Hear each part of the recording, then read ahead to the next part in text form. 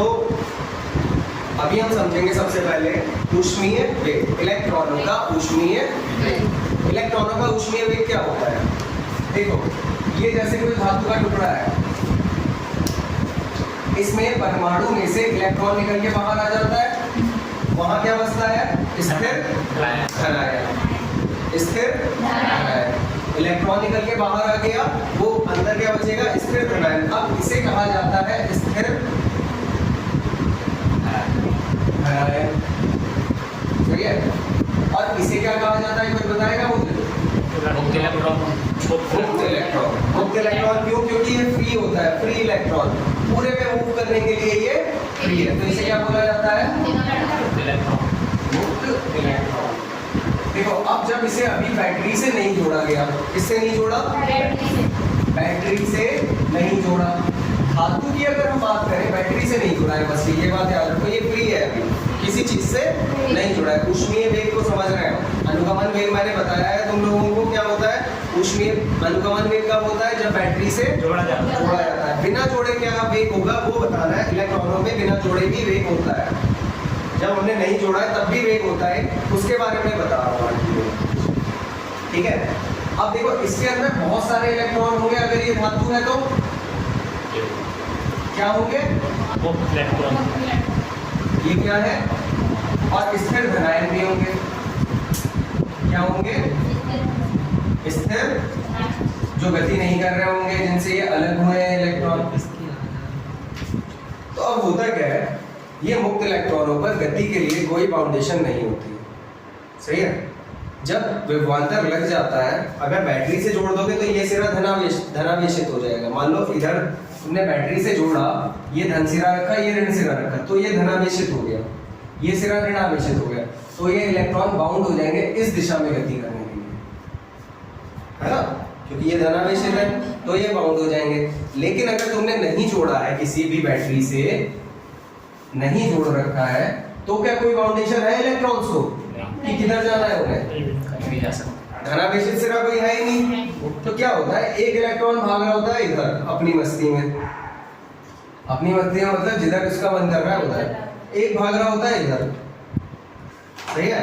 एक धातु से अलग हुआ, उससे इधर की तरफ दिख रहा था, वो इधर ही भाग गया, समझ गए? जैसे अंडे में से जब मुर्गी का बच्चा निकलेगा तो किधर जाएगा पता होता है? वो तो कहीं भी तक वहाँ के पास आ जिधर को उसे लगेगा वो उधर को भाग जाएगा, है ना। वही चीज है, जैसे बकरी का बच्चा होता है वो किधर भागता है पता होता है उसे? वो तो नहीं होता ना। तो ऐसे ही इलेक्ट्रॉन भी किधर भी भाग रहे होते हैं, तो ये इलेक्ट्रॉन कहीं भी जा सकते हैं। क्यों? अभी तो इनकी मनमानी चल रही है, अभी तो ये अपने राजा खुद है, तो इनकी गति कैसी होती है? ये अनियमित। और ये किस कारण होती है?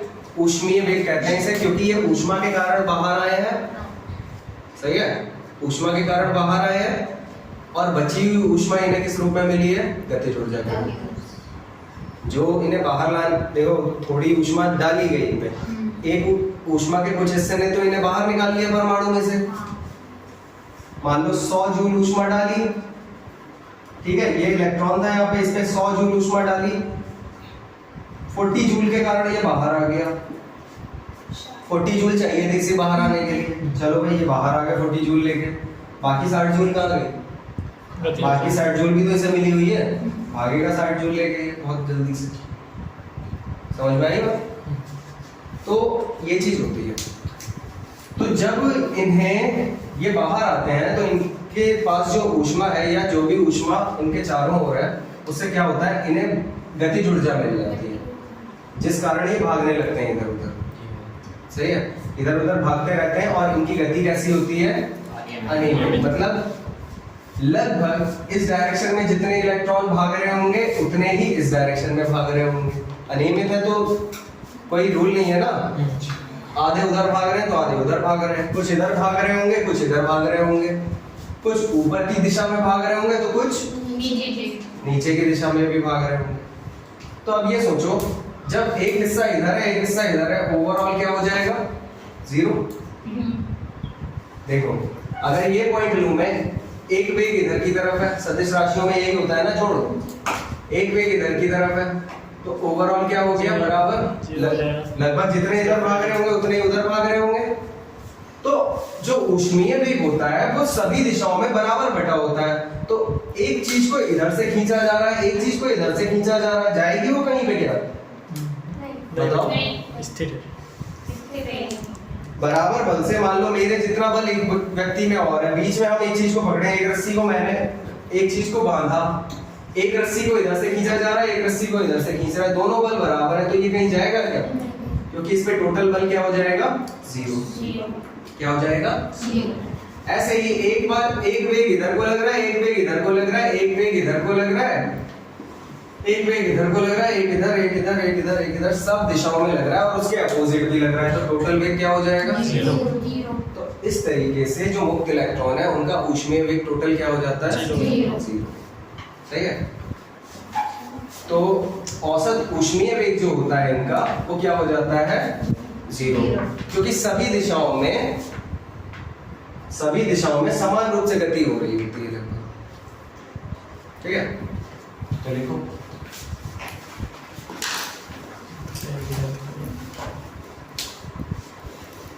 मुक्त इलेक्ट्रॉन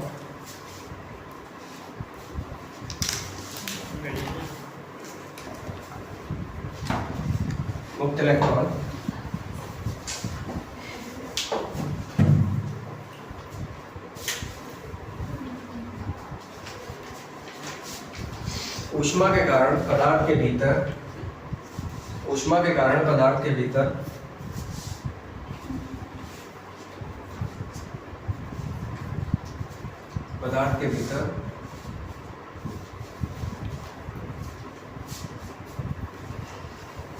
सभी दिशाओं में लगभग समान रूप से अनियमित गति, सभी दिशाओं में लगभग समान रूप से अनियमित गति करते हैं।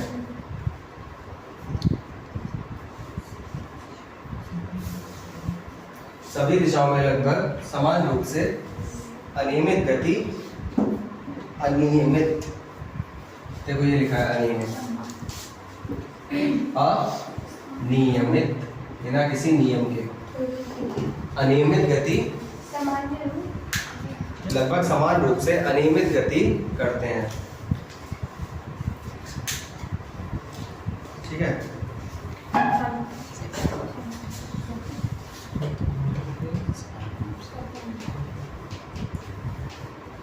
जिस कारण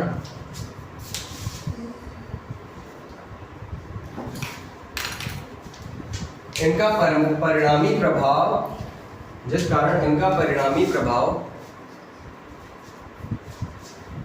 शून्य हो जाता है। परिणामी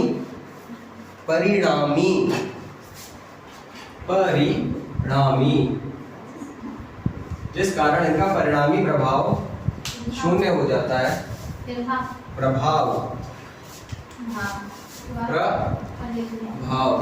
परिणामी प्रभाव शून्य हो जाता है। ठीक है, इस प्रकार पदार्थ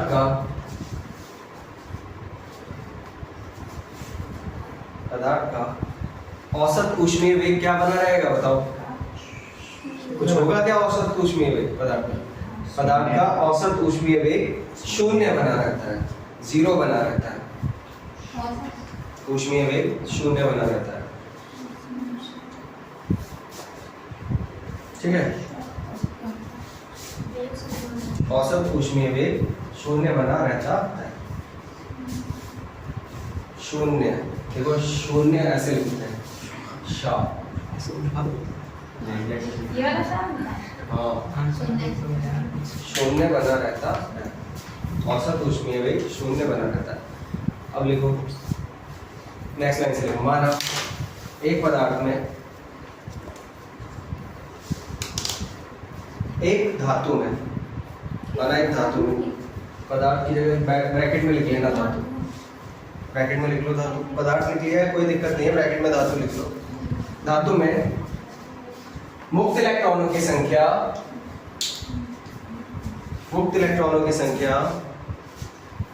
स्मॉल n है,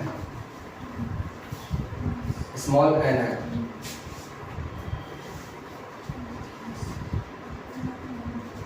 इनके ऊष्मीय वेग,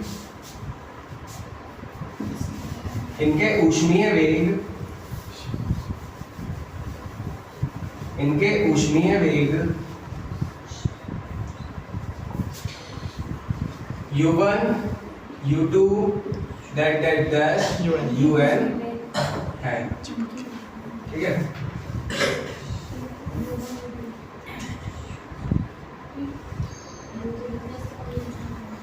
देखो ये जैसे धातु का टुकड़ा है, इसके अंदर क्या होंगे, मुक्त इलेक्ट्रॉन।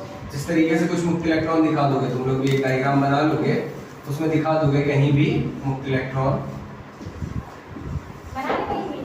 बना लेना। अब इसमें कुछ इधर दिखा दो, कुछ इधर दिखा दो, किधर भी गति कर रहे होंगे, ठीक है, कोई रूल नहीं होता इन लोगों की गति करने का, तो किधर भी गति करते हुए दिखा सकते हो।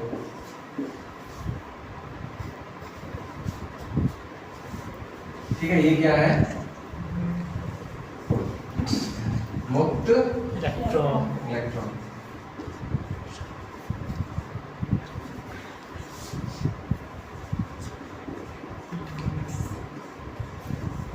मुक्त इलेक्ट्रॉन। अब देखो हमने मान लिया कितनी है इनकी संख्या, n, ठीक है, n मतलब कितनी भी हो सकती है, तो n है, और उनके वेग क्या क्या है, U1, U2, dash UN। तब औसत ऊष्मीय वेग क्या होगा,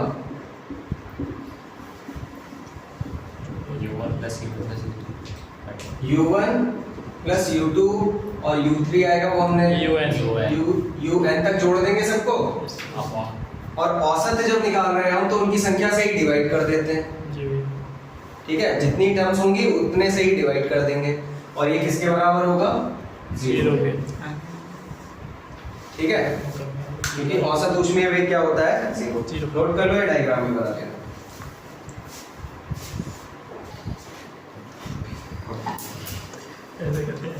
तो अब हमारा नेक्स्ट टॉपिक क्या है, मुक्त इलेक्ट्रॉनों के अपवाह वेग, अपवाह वेग या अनुगमन वेग, ठीक है, एक ही बात होती है। अपवाह वेग भी बोल दिया जाता है, कभी कभी कंफ्यूज नहीं होना इस चीज में, कभी ये बोल दिया जाए कि अपवाह वेग की डेफिनेशन बताओ, तो इसका मतलब वही है कि अनुगमन वेग पूछा जा रहा है, कंफ्यूज नहीं होना उसमें। तो अपवाह वेग या अनुगमन वेग तथा वैद्युत धारा में संबंध, किसमें संबंध बताना है, समझ लो पहले। अनुगमन वेग तुम पढ़ चुके हो, VD से दिखाते हैं इसे, VD से, तार से जब जोड़ा जाता है तार को बैटरी से, तो इलेक्ट्रॉन उसके अंदर गति करते हैं, जिस वेग से वो गति कर रहे होते हैं उसके अंदर, उसे क्या बोला जाता है, अनुगमन वेग, VD, है ना। और इसका संबंध किससे बताना है, उसी तार में धारा भी बह रही होगी, तार के अंदर क्या बहते हैं, इलेक्ट्रॉन चल रहे होते हैं ना तार के अंदर, और उसी तार में उसी समय क्या बह रही होती है, धारा I। तो हमें अनुगमन वेग और धारा I में क्या बताना है, रिलेशन, क्या ज्ञात करना है, इलेक्ट्रॉनों का जो अनुगमन वेग है VD और जो उसके अंदर धारा बह रही है स्मॉल I, उसके बीच क्या बताना है, समझ में आई बात, क्या हम करना चाह रहे हैं, ठीक है। अब बताते हैं उसके बीच संबंध क्या होता है। भैया इलेक्ट्रॉनों की धारा तो होती है, इलेक्ट्रॉनों की धारा तो होती नहीं है, ठीक है, तो ये धारा क्या होता है, अच्छा, धारा उत्पन्न होने के दो तरीके बताए थे मैंने, बताए थे, धारा कैसे उत्पन्न होती है, दो आवेशों के कारण उत्पन्न होती है। धारा क्या होती है, तो धारा बताया था धारा क्या होती है, अभी बहुत धाराएं बह रही हैं, कुछ दिन पहले धाराएं बह रही थी, कल बह रही थी, अभी जाओ तुम कहीं थोड़ा बिलासपुर या मिलक साइड तो देखोगे धारा बह रही है ना। तो वैसे ही वैद्युत धारा भी होती है, धारा है तो धारा ही बह रही होगी, कुछ बह रहा होगा या नहीं। तो वो धारा कौन सी होती है, ये वाली आवेशों की धारा होती है, ठीक है। वैद्युत धारा का मतलब क्या है, वैद्युत का सीधा तो संबंधी आवेश से, बिना आवेश के वैद्युत हो ही नहीं सकती। वैद्युत मतलब कुछ अलग नहीं है, वैद्युत किससे संबंध है, आवेश। आवेश दो प्रकार के होते हैं, कौन सा, या तो ऋणावेश बह रहा होगा या धनावेश या दोनों बह रहे होंगे, ठीक है। तो जब इलेक्ट्रॉन बह रहे होते हैं तो भी धारा उत्पन्न होगी, क्योंकि बह रहे हैं ना वो, धारा है, विद्युत की धारा। इलेक्ट्रॉन के पास आवेश होता है, आवेश मीन्स विद्युत। समझ में आई बात? तो अभी जो इलेक्ट्रॉनों का वेग है, इलेक्ट्रॉन जब बह रहे हैं तो धारा तो बह रही है, ये बात तो पता है। इलेक्ट्रॉन जिस दिशा में बहते हैं धारा उसके अपोजिट दिशा में बहती है, और धनावेश जिस दिशा में चलेगा उस दिशा में ही धारा बहती है। तो ठीक है, इलेक्ट्रॉन गति तो करेंगे, ये बात तो हमें पता है। किस वेग से करेंगे वो भी पता है, वीडी बोलते हैं उसे, ठीक है। संबंध किससे निकालना है? जो तार के अंदर हम धारा है। तो ठीक है, देखो सपोज ये एक तार है, इस तार को किससे जोड़ दिया गया? बैटरी से तो बैटरी दे रही अकेले इसको बैटरी नहीं बोलते हैं, ये बात भी समझ लो, हाँ ठीक है।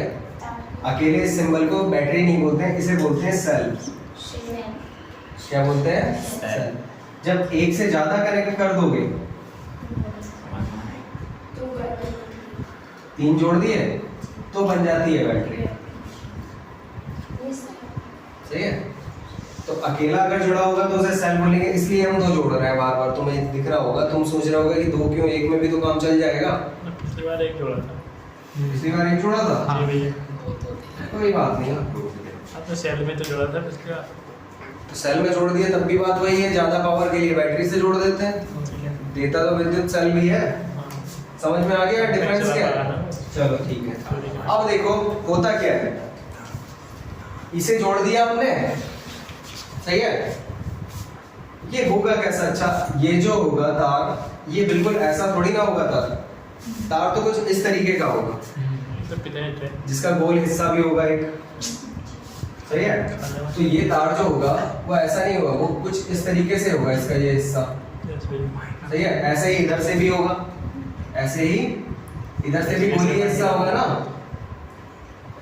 समझ में आ रही है बात? वहां से जोड़ा गया होगा, इसे किससे जोड़ दिया? बैटरी से, ठीक है। अब ये सिरा सपोज धनावेशित हो गया, ये सिरा ऋणावेशित होगा, क्योंकि ये धनावेशित है ना, ये ऋणावेशित है। तो जब तार को बैटरी से जोड़ते हैं तो उसमें क्या उत्पन्न हो जाता है? एक वैद्युत क्षेत्र। क्या उत्पन्न हो जाएगा? वैद्युत क्षेत्र, धनावेश से ऋणावेश। अब इलेक्ट्रॉन क्या करेंगे? जो इसके अंदर मुक्त इलेक्ट्रॉन है, क्या होंगे? होंगे या नहीं होंगे? ये क्या है? मुक्त इलेक्ट्रॉन। ये क्या करने लग जाएंगे? हाँ सही बोल, धनावेश की ओर चलेंगे ना। कोशिश करेंगे, काफी तेज दौड़ हुआ है लेकिन दौड़ नहीं पाते हैं, क्यों? क्योंकि धनायन से टकराते रहते हैं, तो इसलिए तेज नहीं हो पाते। ठीक है, अब ये इधर पहुंचना चाहेंगे, सही है। तो पहले इतना ही नोट करो, फिर आगे बताते हैं इसके आगे क्या होगा, कैसे संबंध निकालेंगे। करो, नोट करो, डायग्राम बना लेना, लिखो पहले। माना एक धातु का तार है, बना लेना, पहले लिख लो। माना एक धातु का तार है जिसे बैटरी से जोड़ते हैं।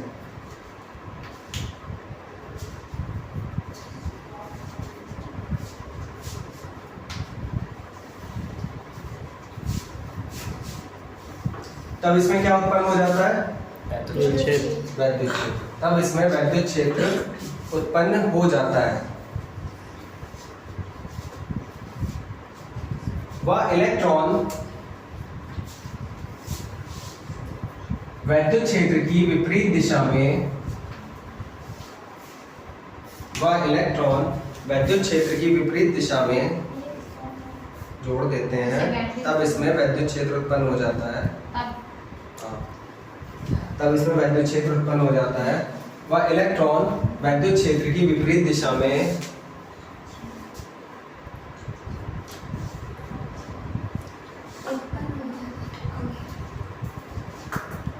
हो जाता है, तब तब इलेक्ट्रॉन वैद्युत क्षेत्र की विपरीत दिशा में ही चलेंगे।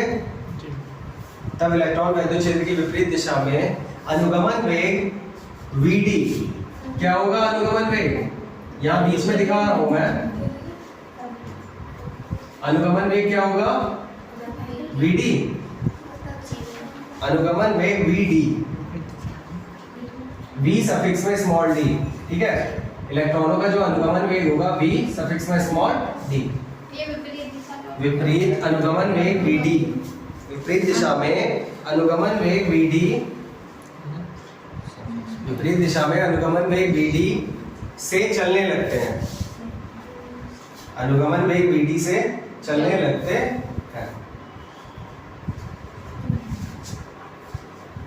तब यदि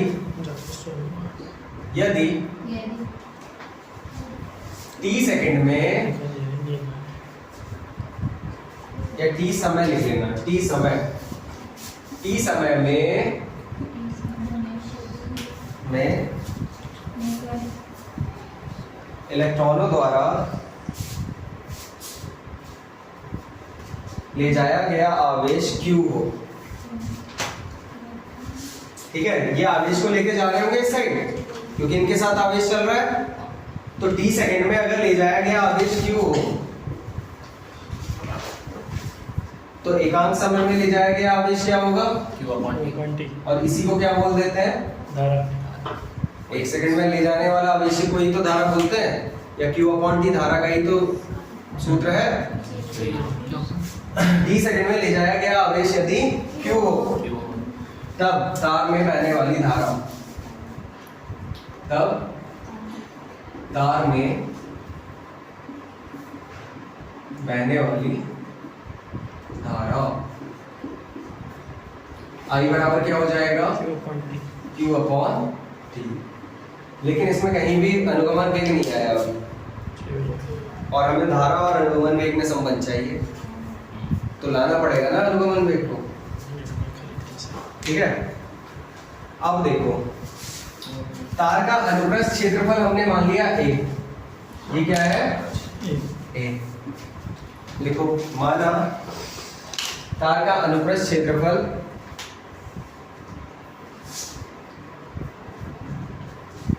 कैपिटल A है।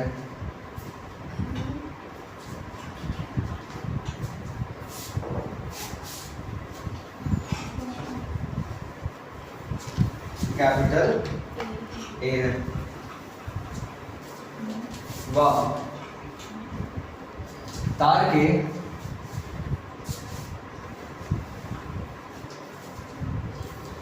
प्रति एकांक आयतन में प्रति एकांक आयतन में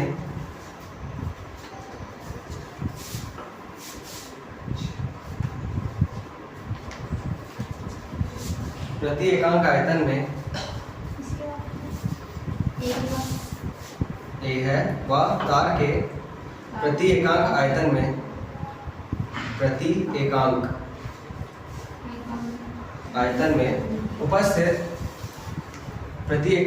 में उपस्थित इलेक्ट्रॉनों की संख्या स्मॉल n है। प्रति एकांक आयतन में उपस्थित इलेक्ट्रॉनों की संख्या स्मॉल n है।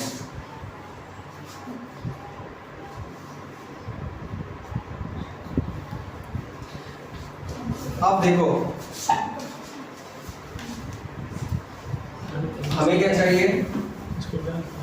यहाँ पे Q की वैल्यू निकालनी है हमें। किसकी वैल्यू चाहिए हमें? Q की। Q क्या है? t सेकंड में इलेक्ट्रॉनों द्वारा ले जाया जाने वाला आवेश। t सेकंड में इलेक्ट्रॉनों द्वारा Q आवेश लेके जाया गया, तो वो आवेश हमें फाइंड करना है। क्या? t सेकंड में मुक्त इलेक्ट्रॉनों द्वारा ले जाया गया आवेश क्या है? Q है। t सेकंड में मुक्त इलेक्ट्रॉनों द्वारा ले जाया गया आवेश कितना है? Q है। कितने समय में? t सेकंड क्या था? t समय। t समय में इलेक्ट्रॉनों द्वारा ले जाया गया आवेश कितना है? Q। इस Q की वैल्यू हमें निकालनी है कि t समय में वो Q आवेश लेके गए तो Q था कितना, ठीक है। अब देखो क्या होता है, इलेक्ट्रॉन लगातार गति कर रहे होते हैं, इधर भी चल रहा होगा, बाहर भी इलेक्ट्रॉन चल रहे होंगे, यहाँ से इधर जा रहे हैं, यहाँ से निकल के इलेक्ट्रॉन इधर जा रहे होंगे, पूर्ति कर रहे हैं। एक इलेक्ट्रॉन यहाँ जाके धनावेश पे अगर खत्म होता है तो तुरंत यहाँ बॉन्ड ब्रेक होता है सेल में और वो इलेक्ट्रॉन की पूर्ति यहाँ पे कर देता है। इस तरीके से इलेक्ट्रॉनों की कमी नहीं होती और तार में लगातार धारा रहती रहती है। सेल का काम ही यही है, ठीक है। अगर यहाँ पे एक इलेक्ट्रॉन आके खत्म होगा, फ्यूज हो जाएगा, तो क्या होगा, तुरंत यहाँ बॉन्ड ब्रेक होगा, एक इलेक्ट्रॉन यहाँ से चलता हुआ यहाँ पहुंच जाएगा, कमी खत्म हो गई जो इलेक्ट्रॉन की कमी हुई।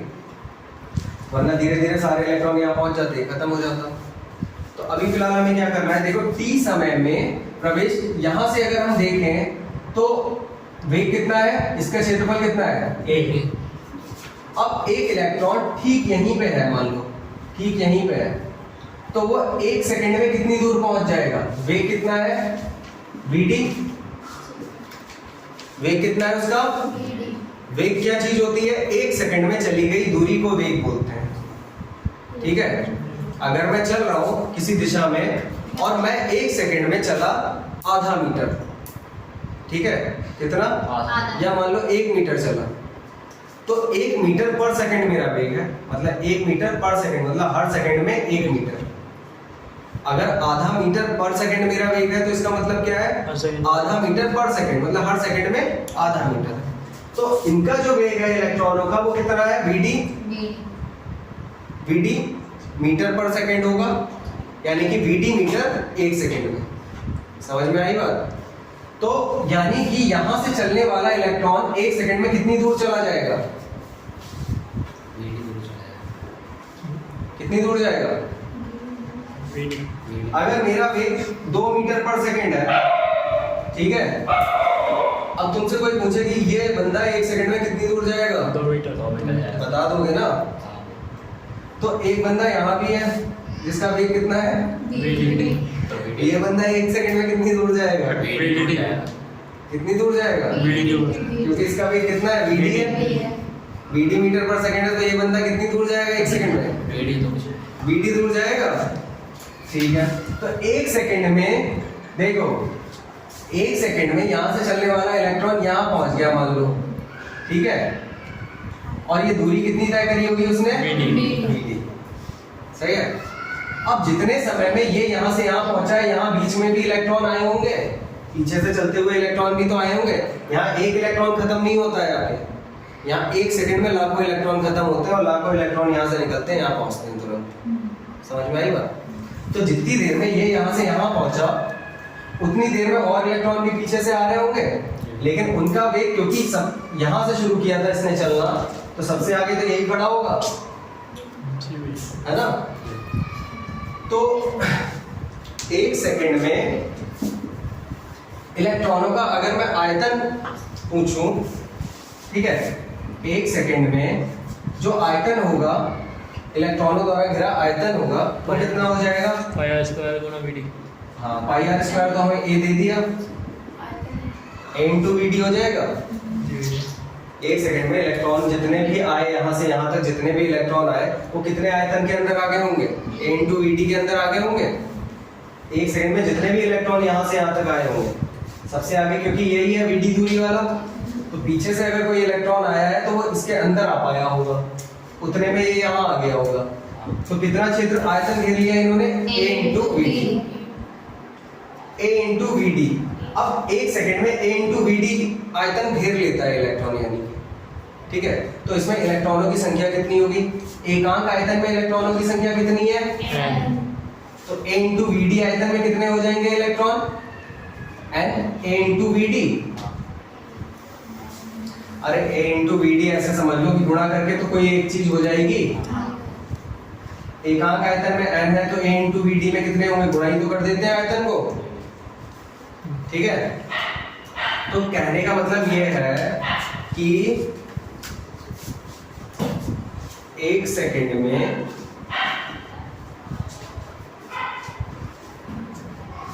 तार में प्रवेश करने वाली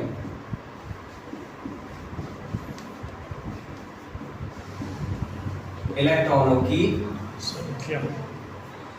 संख्या कितनी होगी, बताओ जरा। n into v।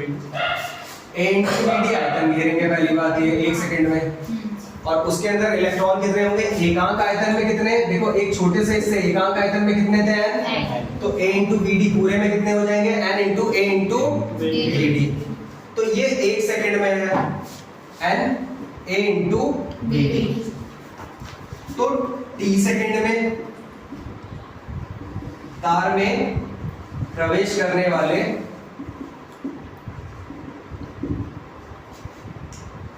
इलेक्ट्रॉनों की